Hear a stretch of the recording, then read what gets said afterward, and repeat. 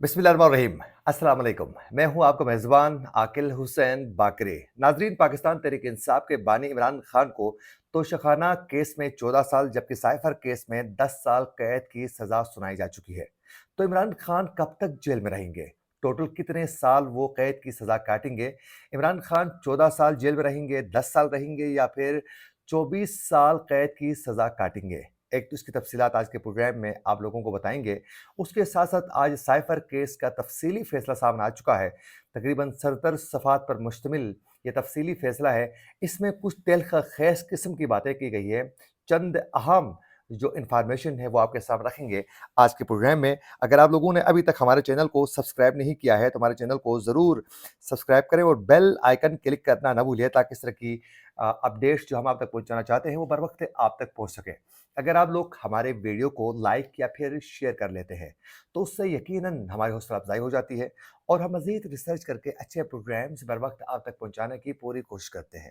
तो अभी और इसी वक्त हमारे वीडियो को लाइक कीजिए, शेयर कीजिए और हमारे चैनल को सब्सक्राइब करके बेल आइकन क्लिक करना न भूलिए और हमारे फेसबुक पेज को भी ज़रूर आप लोगों ने फॉलो करना है। नाजरीन, आपसे बखूबी आगाह है कि इमरान खान को तोशाखाना केस में 14 साल जबकि साइफर केस में 10 साल कैद की सज़ा सुनाई जा चुकी है। तो सबसे पहले आप लोगों को बताते चलें कि आज साइफर केस का जो तफसीली फैसला था वो सामने आ चुका है, जिसमें इमरान खान को 10 साल कैद की सज़ा सुनाई जा चुकी है और शाह महमूद कुरैशी को भी 10 साल की कैद की सज़ा सुनाई जा चुकी है। जो तफसीली जो फैसला आया है उसमें बहुत सी चीज़ें शामिल की गई हैं, लेकिन उनमें से चंद चीज़ें आपके सामने रखूंगा। ये टोटल जो फैसला है ये 77 सफ़हात पर मुश्तमिल है जो सीक्रेट अदालत के जज अबुल हसनात जुल्करनैन ने तहरीर किया है। नाज़रीन, इसमें एक तो ये कहा गया है कि इमरान खान ने जो साइफर उन्होंने जो जलसे में उन्होंने लहराया था उसकी वजह से अमेरिका और पाकिस्तान के ताल्लुकात बहुत ज़्यादा ख़राब हुए और उसकी वजह से इंटरनेशनल लेवल पर पाकिस्तान के जो दुश्मन जो ममालिक थे उनको बहुत ज़्यादा फ़ायदा हासिल हुआ। यानी इमरान खान ने जो साइफर था वो जलसे में लहराया, उसकी वजह से अमेरिका नाराज़ हुआ और अमेरिका ने 3 बार उन्होंने कहा कि 31 मार्च को बानी पीटीआई इमरान खान ने अमेरिका को धमकी दी और उसके बाद अमेरिका ने 3 बार कहा कि जो पीटीआई के बानी इमरान खान जो इल्ज़ाम लगा रहे हैं यानी साबिक वज़ीर आज़म पाकिस्तान, वो दुरुस्त नहीं है, ऐसी कोई बात नहीं है। पाकिस्तान के अंदरूनी मामलात पर मुदाखलत नहीं करते हैं और न करना चाहते हैं। तो लिहाजा और अमेरिका ने इन तमाम चीज़ों की उन्होंने तरदीद की, लेकिन ताल्लुकात उससे बहुत ज़्यादा ख़राब हुए। एक तो ये इल्ज़ाम लगाया जा चुका है अदालत की जानिब से कि इमरान खान ने साइफर को लहराकर अमेरिका के ऊपर इल्ज़ामान लगाकर उनकी मुदाखलत की बात करके उन्होंने अमेरिका और पाकिस्तान के ताल्लुकात जो थे वो ख़राब कर दिए। और दूसरा ये कि ये सब कुछ करने की वजह से जो इंटरनेशनल लेवल पर जो पाकिस्तान के मुखालिफ थे, जो दुश्मन थे, उनको मौका मिला और उसकी वजह से पाकिस्तान को बहुत ज़्यादा नुकसान का सामना करना पड़ा। एक तो जो ये इशू है इस पर हम अपनी राय का इज़हार करेंगे। नाज़रीन देखें, जो कहा गया है कि अमेरिका इससे नाराज़ हुआ, तो अमेरिका नाराज़ हुआ तो ऐसी कोई बात तो नहीं है कि अमेरिका नाराज़ हुआ तो खुदा नाराज़ हो जाएगा। ऐसी कोई बात तो नहीं है। यकीनन वो पूरी दुनिया का इस वक़्त चौधरी बना हुआ है, तमाम ममालिक का, और वो अपनी इजारदारी कायम रखने की हर वो मुमकिन कोशिश कर रहा है, इसमें कोई दो राय नहीं है। लेकिन अमेरिका की नाराज़गी जो है वो ऐसी बात नहीं है कि उससे खुदा नाराज़ हो जाएगा, ऐसी कोई बात नहीं है। तो अमेरिका नाराज़ होने से पाकिस्तान को नुकसान क्यों होगा? पाकिस्तान अपने पाँव पर खुद खड़ा होने की कोशिश क्यों नहीं कर रहा है? अमेरिका तो ईरान से भी खुश नहीं है, अमेरिका तो शाम से भी खुश नहीं है, अमेरिका तो रूस से भी खुश नहीं है। तो क्या वो मुल्क तबाह हो चुके हैं? नहीं, बल्कि उन्होंने अपनी पॉलिसी जो है वो बेहतर बनाई है और आज वो दुनिया के नक्शे पर बाकायदा अपनी एक शिनाख्त के साथ ज़िंदा है। तो क्या दूसरी बात ये है कि क्या अमेरिका ने पाकिस्तान के अंदरूनी मामलात पर इससे पहले भी मुदाखलत नहीं की है? क्या अमेरिका ने पाकिस्तान के इलेक्शन से लेकर आर्मी चीफ की सिलेक्शन तक के मामले पर मुदाखलत अमेरिका नहीं कर रहा है? अगर नहीं कर रहा है तो साबिक के आईएसआई चीफ हमीद गुल ने क्यों कहा कि पाकिस्तान में जो आर्मी चीफ की सिलेक्शन होती है वो अमेरिका से जब तक अप्रूवल नहीं आती है उस वक़्त तक वो शख्स पाकिस्तान का आर्मी चीफ नहीं बन सकता है। आखिर उन्होंने ये क्यों कहा? तो पाकिस्तान में जमहूरी जो हुकूमतें होती हैं, अमेरिका के साथ जब भी ताल्लुकात ख़राब हो जाते हैं, जमहूरी हुकूमतों के ताल्लुकात जब भी ख़राब हो जाते हैं, तो कभी आप लोगों ने सुना है कि पेंटागन और जीएचक्यू के हालात ख़राब हुए हैं? کبھی آپ لوگوں نے سنا ہے؟ ایسا نہیں ہوتا ہے، بلکہ امریکہ کے جمہوری حکومتوں کے تعلقات ان بن یا پھر تھوڑا خراب ہو جاتے ہیں، تو اس کے باوجود بھی پینٹاگون اور جی ایچ کیو جو ہے وہ آپس میں باقاعدہ کنیکشن میں ہوتے ہیں۔ وہ گفتگو کا سلسلہ جاری رکھتے ہیں، تو ان کے تعلقات جو ہیں وہ کبھی بھی خراب نہیں ہوتے ہیں۔ تو یہ جو کہنا میرے خیال میں مناسب نہیں ہے۔ تو اگر عمران خان کی وجہ سے امریکہ اور پاکستان کے تعلقات خراب ہوئے تھے، تو پھر جو ہی عمران خان کی حکومت کا خاتمہ ہوا اور پھر پی ڈی ایم کی حکومت بن گئی، تو اس کے بعد امریکہ کے جو سفیر تھے وہ پاکستان میں، آپ لوگوں نے دیکھا کہ بلوچستان، گوادر سے لے کر انہوں نے کشمیر سے لے کر گلگت بلتستان تک جو ہیں وہ آخر کار وزٹ کیوں کر رہے تھے؟ خوشگوار موڈ میں تمام علاقوں کا وہ وزٹ کر رہے تھے۔ آخر ان وزٹ کرنے کا، دوروں کا مقصد کیا تھا؟ وہ آج بھی نہیں بتایا گیا۔ اور اس کے بعد آپ اندازہ کریں کہ گوادر کا انہوں نے وزٹ کیا، گلگت بلتستان کو انہوں نے وزٹ کیا، اور اس کے علاوہ انہوں نے کشمیر کا بھی وزٹ کیا۔ تو پھر وہ تعلقات خراب ہوئے تھے، تو یہ سب کچھ ممکن کیسے ہوا؟ اچھا، اس کے بعد یہ کہا گیا کہ دشمن کو موقع ملا ہے۔ دشمن کو موقع کیسے مل گیا؟ اگر ڈالر کی قیمتوں میں اضافہ ہوا ہے تو پھر یہ سب جو ہیں وہ پاکستان کے اندرونی جو سسٹم ہے اس کی ناکامی ہے کہ وہ ذخیرہ اندوزی، پھر کرپشن اور دو نمبر طریقوں سے جو یہ پاکستان سے دوسرے ممالک بالخصوص افغانستان جو ڈالر منتقل ہو رہا تھا اس کو کنٹرول نہ کرنا، یہ انتظامی طور پر ایک ناکامی ہے۔ تو وہ ڈالر کی قیمتوں میں اضافہ جو ہو چکا ہے وہ ایک ناکامی ہے ذاتی طور پر سسٹم کی۔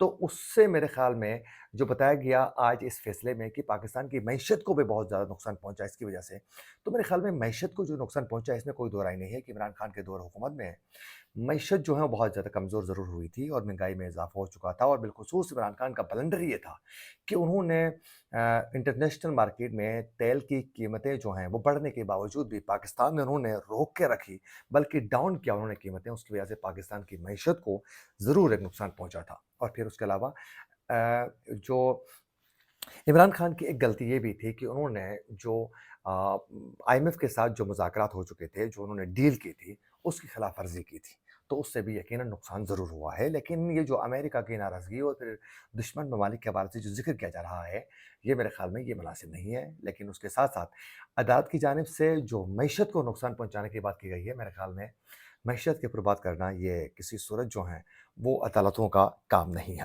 اس کے ساتھ ساتھ یہ کہا گیا کہ اعظم خان نے مجسٹریٹ کے سامنے جو بیان ریکارڈ کروایا ہے اس سے یہ واضح ہوا کہ اعظم خان نے یہ بتایا تھا کہ مجسٹریٹ کے سامنے اپنا بیان ریکارڈ کرواتے ہوئے کہ سوشل میڈیا اور جلسوں میں باقاعدہ ایک مہم چلائی گئی اور اس سے ایک نقصان ہوا، اور سائفر کو لہرانے کی وجہ سے عالمی سطح پر شدید نقصان ہوا اور معیشت کمزور ہو گئی۔ اور یہ سب کچھ بتانے کے باوجود بھی عمران خان نے سنی انسنی کیا اور میں نے اس حوالے سے آگاہ کیا تھا۔ یہ اعظم خان کا بیان تھا۔ اب اعظم خان کا جو بیان ریکارڈ کروایا جا چکا ہے وہ کن حالات پہ ریکارڈ کیا گیا ہے اور کس سچویشن میں کیا گیا ہے، اس سے تو بڑا کون واقف نہیں ہے۔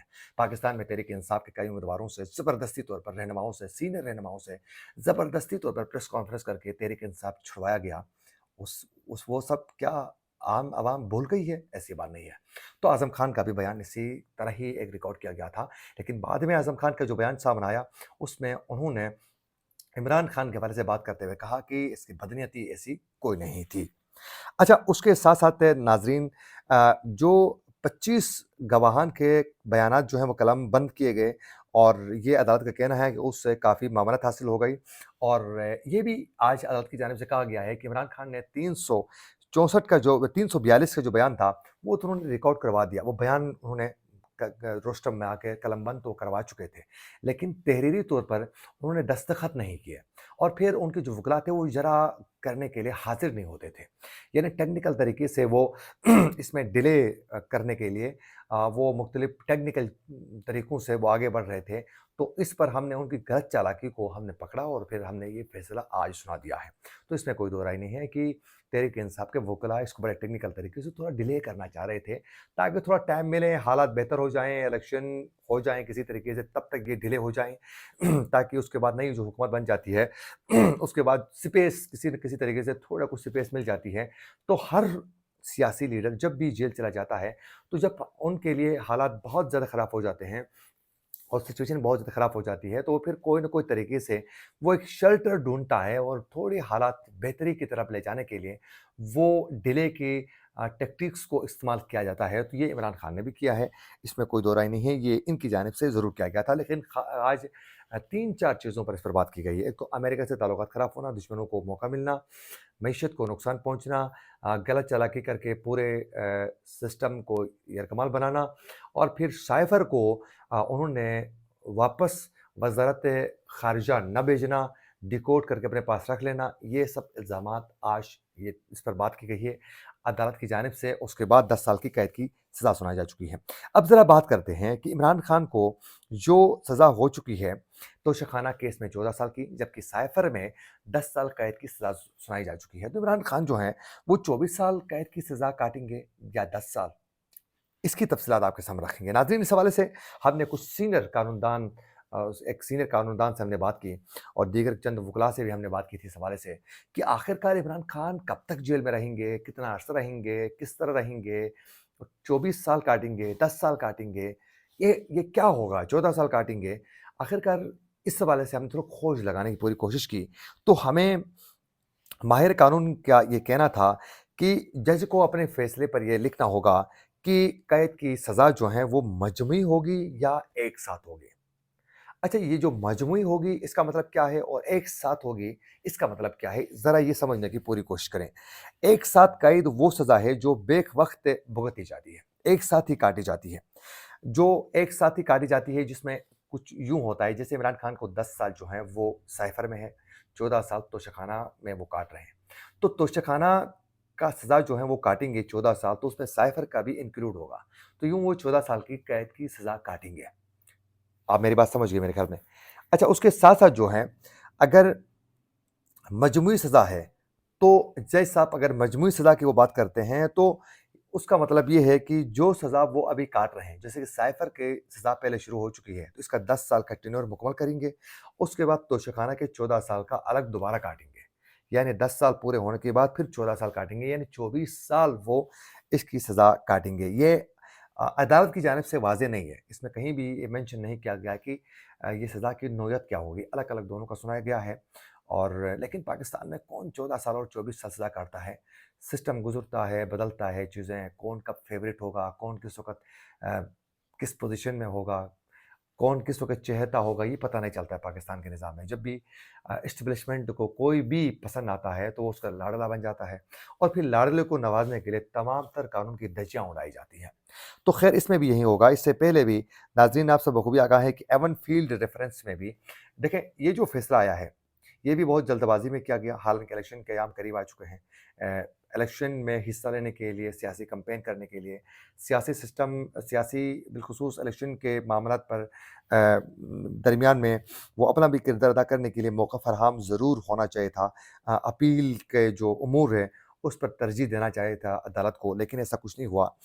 ناظرین، پورے مقدمے کی جلد بازی کے ساتھ اس کا فیصلہ کیا جا چکا ہے، اور ایون فیلڈ ریفرنس میں بھی باقاعدہ یہی غیر شائستہ طریقہ استعمال کیا گیا، اور جلد بازی میں نواز شریف کے خلاف بھی یہی فیصلہ سنایا جا چکا تھا۔ وہ بھی ایک بڑی ناانصافی تھی، ان کی بیٹی کو بھی جیل میں ڈالا گیا، پھر اس کے ساتھ ساتھ جو ہیں وہ ان کو بھی جیل میں رکھا گیا، الیکشن کے قیام پر وہ جیل میں تھے، عمران خان کو نوازا جا رہا تھا، اور اس کو اقتدار میں لانے کے لیے تمام قانونی اور غیر قانونی تمام حرکتیں کی گئی۔